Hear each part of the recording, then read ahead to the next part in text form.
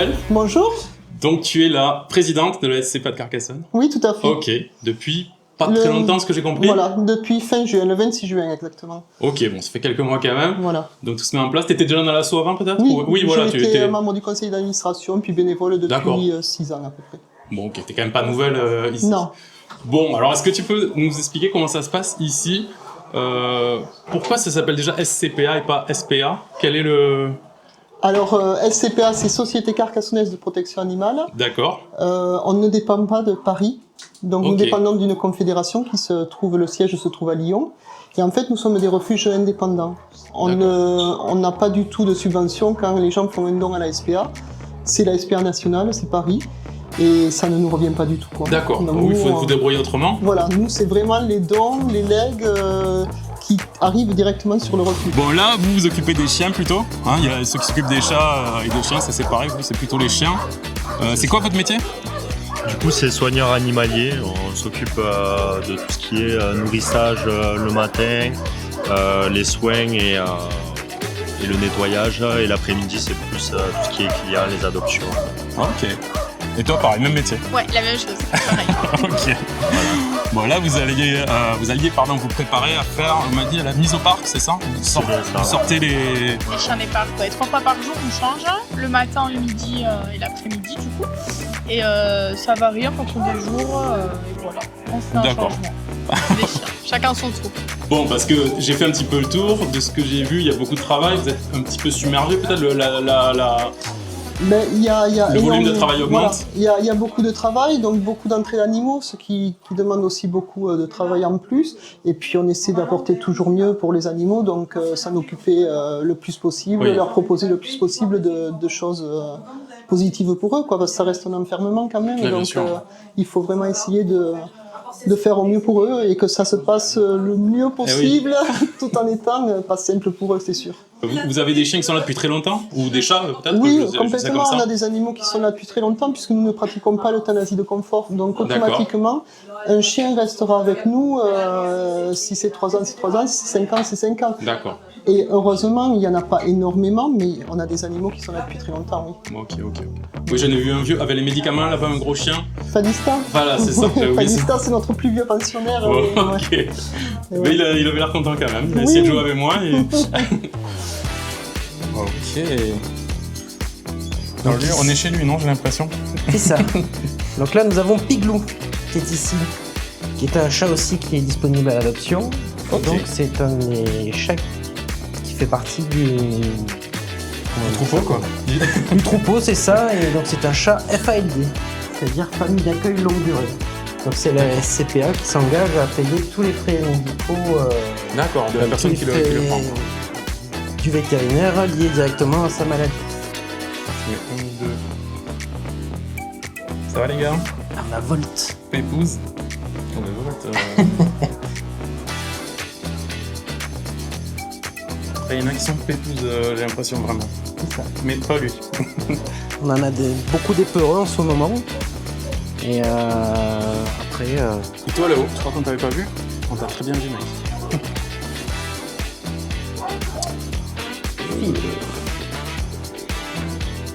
Ils ont un peu leurs habitudes. Non, arrête.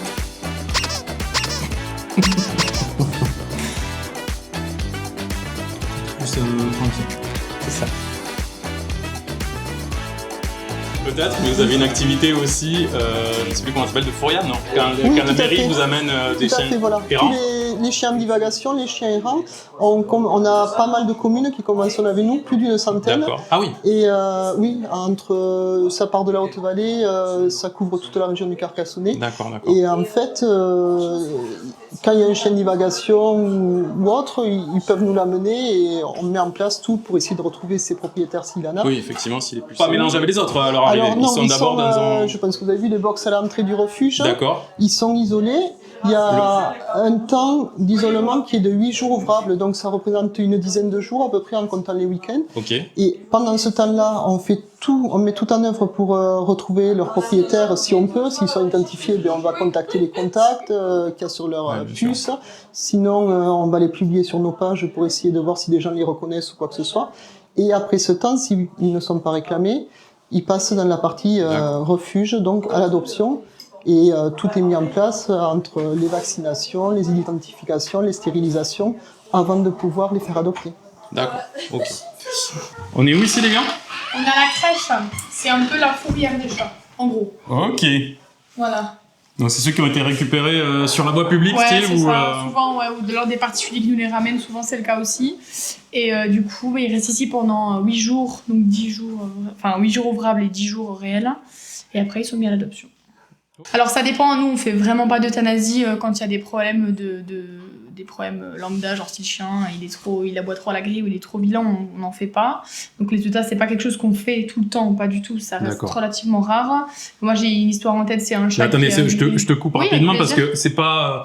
Moi j'avais en tête que c'est au bout de tant de jours que le chien est là, s'il est pas adopté, il part. Non, c'est pas ça. Ah non, nous le plus vieux chien ça va faire 10 ans qu'il est là. Ok, bon, c'est n'importe quoi. C'est dans la fourrière américaine comme on a les films peut-être. C'est ça, ouais. Non, ça n'arrive pas du tout.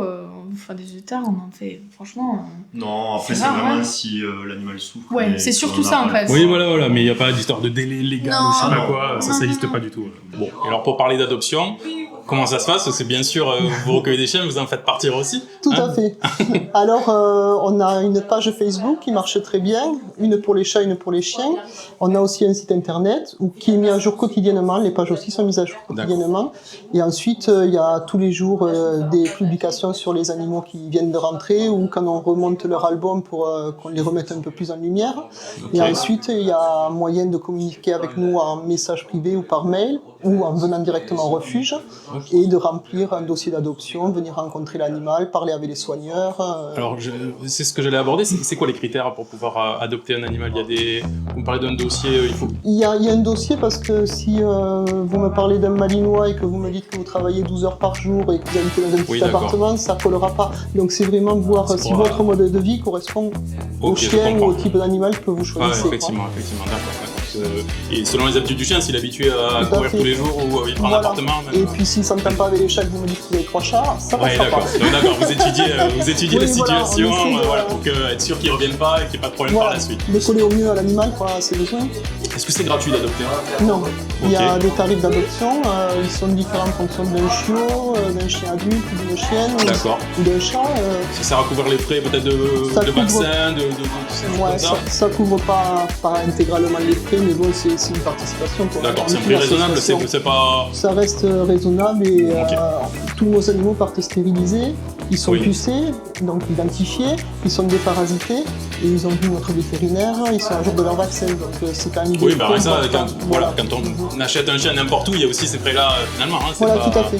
Voilà, il faut quand même le faire vacciner et quand même s'assurer qu'il est a en bonne santé. Identifier, bien sûr, c'est obligatoire.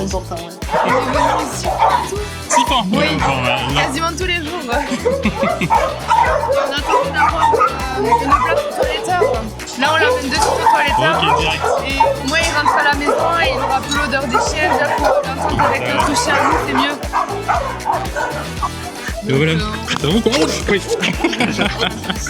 Vous avez des bénévoles qui viennent vous aider également? Voilà, on a une grosse équipe de bénévoles, heureusement qu'ils sont là. Et on ne les remerciera jamais assez parce qu'ils font un travail déjà de sociabilisation avec les chats. Ils font également un travail de promenade, de sortir les chiens parce que sinon ils sont dans ces petits bourses. Ils ont une sortie au parc par semaine ou 2 maximum, donc c'est vraiment une bouffée d'oxygène pour eux. Ils interviennent aussi sur les travaux, sur le jardinage. Après, rien n'est imposé, on peut être bénévole une fois par mois comme tous les jours de la semaine, il n'y a pas de souci. Le seul truc, c'est que si c'est pour la promenade des chiens, il faut quand même être en bonne forme physique, parce qu'on a des chiens qui tirent, vu l'enfermement, voilà. Mais après, ça peut être pour sociabiliser des chats, et là c'est bien moins physique, enfin, tout est possible. Et puis, toutes les bonnes volontés sont bienvenues, quoi. On a Chica. Chica, c'est une malinoise qui est revenue, mais qui n'est pas là depuis très longtemps. Mais c'est une chienne qui est vraiment adorable. Alors, elle va peut-être faire un peu l'idiote. Ah, ma beauté! Coucou, ma fille! Elle est très gentille, elle aime les chiens, elle aime les humains, elle est très très câline, elle est très douce. C'est une petite douceur. Voilà. En fait, à la grille, ils sont un peu idiots parce qu'ils vous connaissent pas, en fait. Soit vous, les visiteurs. Mais il faut pas s'arrêter à ça. Il faut leur laisser le temps parce que pour eux, c'est leur safe zone, en fait. Il y a leur bouffe, leur dodo. Je comprends. C'est un maïla qui est là depuis quelques mois, qui a mis beaucoup de temps avant de faire confiance à ne plus qu'un soigneur. Ouais. Il est resté longtemps à la fourrière. Et là, depuis quelques semaines, on découvre un chien qui est génial, qui est super câlin, super proche de l'homme. Et il est vraiment... Moi, je trouve que c'est vraiment un beau gosse.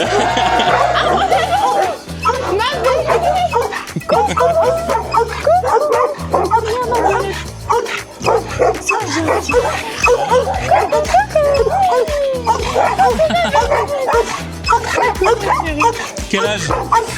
Les âges, il faut pas me demander. Ok. Il a pas l'air très vieux, Non, je pense qu'il doit avoir 3-4 ans. Ouais, dans ce cas-là. Très bien. Faut les voir. Alors là, on a Lewis.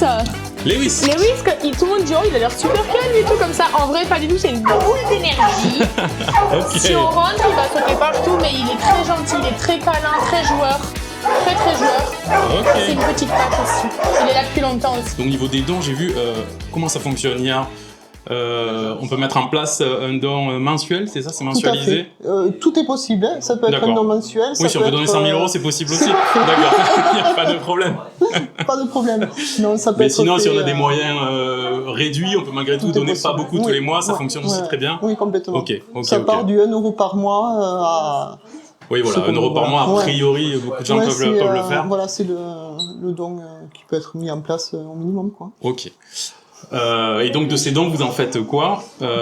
Déjà, on fait tourner le refuge, on paie les employés. Il y a quand même 10 employés à temps plein sur le refuge. Nous avons aussi quelques services civiques. Il faut aussi les rémunérer, même si on a des aides de l'État pour ça. Et ensuite, il y a nourriture, il y a frais vétérinaires, il y a tout le fonctionnement du refuge. D'accord. Ça représente pas mal de moyens, quoi. Hein. Oui, vous avez combien d'animaux à peu près? On doit être à entre 80 et 100 chiens, on oscille, et on doit être à 120, 150 chats à peu près. Ah oui, encore plus. Ok. Ah oui, forcément, c'est pas mal, oui. Ça fait beaucoup de croquettes, tout ça. Voilà, tout à fait. Et de soins vétérinaires. Alors, on a Happy. Bon, il a joué un peu dans la boue, c'est le noir des deux. Il est arrivé chez nous, il était chiot. Et il vient de revenir il y a quelques semaines de ça, parce qu'il était un peu trop gardien, en fait, dans la maison. D'accord. Mais il est adorable, il est ok chien, chat, il aime les enfants. Il est vraiment gentil. Il est très gentil. Alors on a Paco. Paco, une histoire un peu compliquée. Il est très gentil. Il a faim, j'ai l'impression. Ouais, il aime bien jouer. Viens, je suis il a peur de la caméra. Je recule. Ouais. Ça fait depuis début, ça va faire 1 an qu'il est là. Il est revenu. Calmez-vous. Paco, je reste loin. En vrai, il est sympa. C'est juste que je lui fais peur. Ouais. Il est très câlin, il est très sociable, il est génial aussi. Là on a Loco, donc pour la plupart c'est des staffs quand même, hein. Ça reste soit des staffs ou du staff. Il est ici depuis 2022. Il est resté longtemps ici parce qu'il avait une procédure en cours. Il aime les chiens, il aime les chats en plus. Okay. Il est vraiment génial, Loco. Paco. Loco. C'est vraiment pas Paco du coup. Coucou ma Loco, ça va ma Locotrie? Oh là, regardez-le comme il est beau ce petit garçon. Ok. Est-ce que c'est un suricate lui? Oui, un suricate, croisé suricate. Ok. Avec un peu de conneries mélangées. Ok. Des dons, des bénévoles, et ça devrait rouler comme ça. C'est super, ce sera déjà très bien. Allez, bonne journée. Merci à vous.